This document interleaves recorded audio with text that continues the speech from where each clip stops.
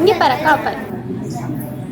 பேருக்கும் வழிபாட்டில் ஒரு சின்ன வேதமே சங்கன்றவர் வந்து சிவபெருமானையும் பதுமன் வந்து நாராயணனையும் வழிபட்டார். நாள் ஆக ஆக அந்த வேதமே ரொம்ப அதிகமாகிட்டே இருந்தது. இந்த சங்கன்றவர் வந்து எப்பயுமே சிவன் தான் வாழ்ந்தவர், சிவன் தான் பெரியவர், சொல்லிக்கிட்டே இருப்பார். ஆனா பதுமன் வந்து அப்படி கிடையாது. இல்ல நாராயணன் தான் வாழ்ந்தவர், இவ்வளவு பண்ணியிருக்கா அதனால நாராயணன் தான் கும்பிடணும் சொல்லிட்டே இருப்பாங்க. ஒரு கட்டத்துல ஒரு நெருக்கடியான ஒரு சூழ்நிலை ஏற்பட்டது. இரண்டு அரசர்களும் பிரச்சனையை நம்ம அம்பாள்கிட்ட எடுத்துட்டு போவோம், அம்பாளுக்கு ஒரு தீர்வு சொல்லுவாங்க. இந்த பிரச்சனையை அம்பாள்கிட்ட எடுத்துட்டு போறாங்க. கொஞ்சம் இங்க வா, நடுவுக்கு வா, கொஞ்சம் சத்தம், கொஞ்சம் சவுண்டா பேசுவோம். அம்பாள்கிட்ட போய் பிரார்த்தனை பண்ணி, தாயே சிவன் உயர்ந்தவரா திருமான் உயர்ந்தவரா, இந்த இருவருக்கும் இந்த சந்தேகம் ரொம்ப இருக்கு, இதை நீங்க தான் தீர்த்து வைக்கணும் அப்படின்னு சொல்றாங்க. அம்பாள் யார சொல்லுவாங்க? இப்ப அம்பாளுக்கு திருமால் சகோதரன், சிவபெருமாள் கணவர். அப்ப அவங்க எதான் சொல்லுவாங்க? யோசிச்சு பாருங்க, ஒரு சாதாரண பெண்ணின் யோசிச்சு பாருங்க. அண்ணன் வாழ்ந்தவரா கணவர் வாழ்ந்தவரா, அந்த பெண் எதை சொல்லுவா? இருவருமே ஒருவர் தான், அதை நீங்க எப்பயுமே புரிஞ்சுக்கணும் அப்படின்னு சொல்றாங்க. அப்ப அது அவங்களுக்கு புரியல.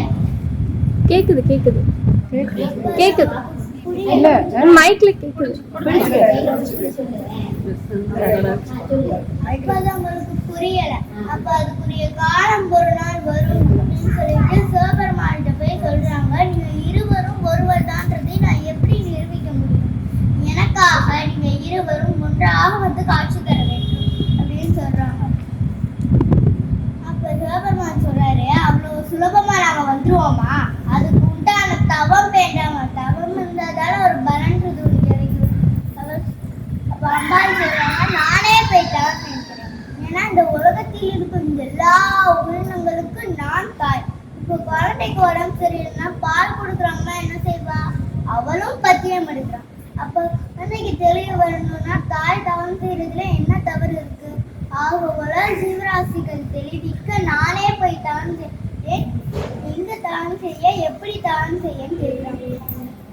என்னை நினைத்து இந்த இடத்துல இப்ப நம்ம சங்கரன் கோயில்னு சொல்றோம் இல்லையா, அப்போ அது புண்ணிய மரமாக இருந்தது. இவர்கள் எல்லாரும் புண்ணிய மரங்களாகவே என்னை தவம் செய்து கொண்டிருக்கிறார்கள். அங்கே போய் நீங்களும் தவம் செய்யுங்க, நீங்க நிலைத்த வண்ணமே நாங்கள் வந்து காட்சி தருகிறோம் அப்படின்னு சொல்லிட்டு அப்புறம் வந்து அம்பாள் அந்த புண்ணியவனம் நிறைந்த பகுதிக்கு புறப்படுகிறார்கள். அப்படி புறப்படும் போது அவங்க தோழிமார்கள் மற்றவர்கள் நாங்களும் வரோம் உங்களை விட்டு நீங்க அப்படி தனியா போகக்கூடாதுன்னு சொன்னாங்க. அம்பாள் சொன்னாங்க, இல்லை நான் தவம் செய்ய போகிறேன். அவங்க தவக்கோலத்திலே புறப்படுகிறார்கள். அப்ப தோழிமார்கள் மற்றவர்கள்லாம் எப்படி வராங்க? பசு கூட்டங்களாக வருகிறார்கள். ஏன்னா இந்த பூலோகத்துல வருவதற்கு காரண ரூபம் ஒன்று வேணும் இல்லையா, அதனால பசு கூட்டங்களாக வருகிறார்கள். அங்க புண்ணியவனத்திலே அம்பாள் எப்படி தவம் செய்கிறாள்னா, ஊசி முனி மீது ஒத்தை காலில் நின்று அம்பாள் தவம் செய்கிறாள். பசு கூட்டங்கள் சூழ அம்பிகை வந்து தவம் செய்தனால் அவங்களுக்கு உடை அம்மன் பேரு, கோமதி அம்மன் பேரு. கோ என்கின்ற பசு கூட்டங்களோடு வந்து மதி நிறைந்த முகத்து நின்று அம்பாள் தவம் செய்தாள். இன்னொரு அர்த்தமும் உண்டு, மதி நிறைந்த அந்த முகத்தில் மதினால் திறன் ஒரு அர்த்தம் இருக்குதா, மதினால் ஞானம் அப்படின்னு ஒரு அர்த்தம் இருக்கு. இந்த இரண்டு விஷயத்துக்கும் இந்த மதின்ற ஞானம் நிறைந்தவராக எவ்வளவு ஒரு பெண்ணுக்கு நுட்பமான ஒரு அறிவு இருந்தால் அவர் ஊசி முனி மீது நிற்பார். அப்ப அதுவே வந்து பெரிய ஒரு ஞானத்தின் வெளிப்பாடு இல்லையா, ஊசி முனி மீது அம்பாளுடைய இந்த தவத்திற்கு என்ன பலன் கிடைக்கணும்? சாமி வந்து காட்சி தரணும் இல்லையா. அப்படி அந்த புண்ணிய மனத்தில் தேவர்கள், முனிவர்கள், சித்தர்கள், அம்பிகை எல்லோரும் அந்த புண்ணிய மனத்தை தானம் செய்து தவத்திற்கு இறங்கி இறைவனும் வந்து காட்சி கொடுத்தார். எவ்வளவு அற்புதமாக அந்த காட்சியை ரொம்ப அற்புதமாக வர்ணிக்கிறார். ஒரு பக்கம் சிவப்பு, மறுபுறம் சியாமளம். ஒரு பக்கம் கங்கை, சந்திரன், சரைமுடி. மற்றொரு பக்கம் வஜ்ரமணி மகுடம். ஒரு பக்கம் மலு, மற்றொரு பக்கம் சங்கு. ஒரு பக்கம் புலித்தோல், மற்றொரு பக்கம் பீதாம்பரம். ஒரு பக்கம் ருத்ராட்சம், மற்றொரு பக்கம் துளசி மாலை. ஒரு பக்கம் பைரவன் பத்மன் ஈசனுக்கு குடிபிடித்து நிற்கிறான். இன்னொரு பக்கம் சைவச்சங்கனாவன் திருமாருக்கு கொடைபிடித்து நிற்கிறான்.